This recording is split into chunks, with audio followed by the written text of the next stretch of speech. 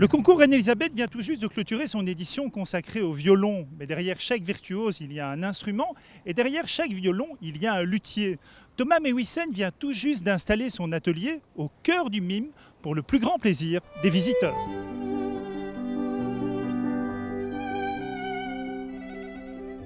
C'est un projet qui a commencé maintenant pendant la semaine du concours Reine-Élisabeth, violon, et qui se détermine pendant la première session de violoncelle dans 2 ans.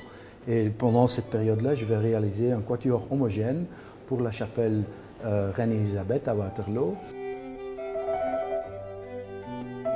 Un violon, c'est plutôt une sculpture. Alors on débute le processus avec la sélection du bois qui est très important.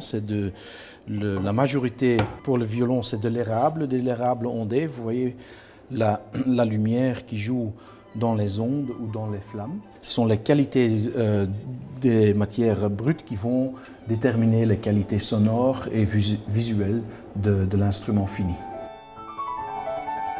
Cette combinaison avec de l'érable en combinaison avec le sapin et la forme qu'on donne, pareillement les épaisseurs, on va accorder aussi la table d'harmonie et le fond.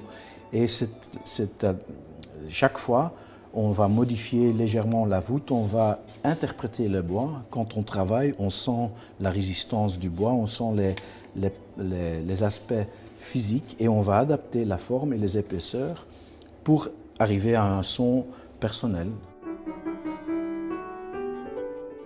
On va vraiment le sculpter. Ici, vous voyez les traits de la gouge. Alors le violon est vraiment sculpté dans la masse.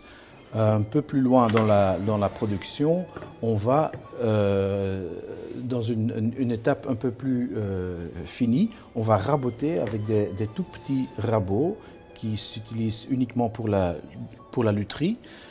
On s'appelle ça des noisettes et on va vraiment, avec la lumière, on va créer des ombres et on va raboter et sculpter la voûte. La voûte, c'est une forme assez complexe, même si ça donne l'impression qu'il y a peu de mouvement. En fait, pour réaliser une belle voûte qui va soutenir la pression des cordes et qui va donner un instrument qui a des caractéristiques sonores exceptionnelles, la forme de la voûte est très importante. Alors ça, c'est le manche, le cheviller, la coquille ou la volute avec une touche en ébène et avec un queue d'aronde, on va la fixer dans le coffre d'harmonie. Moi, je ne compte pas mes heures, c'est surtout la qualité que je veux atteindre. Et il y a aussi beaucoup de recherche, beaucoup d'expérimentation. C'est depuis 27 ans que je travaille maintenant et je dirais chaque violon, c'est 27 ans plus les heures de travail que j'ai mis dans le dernier violon.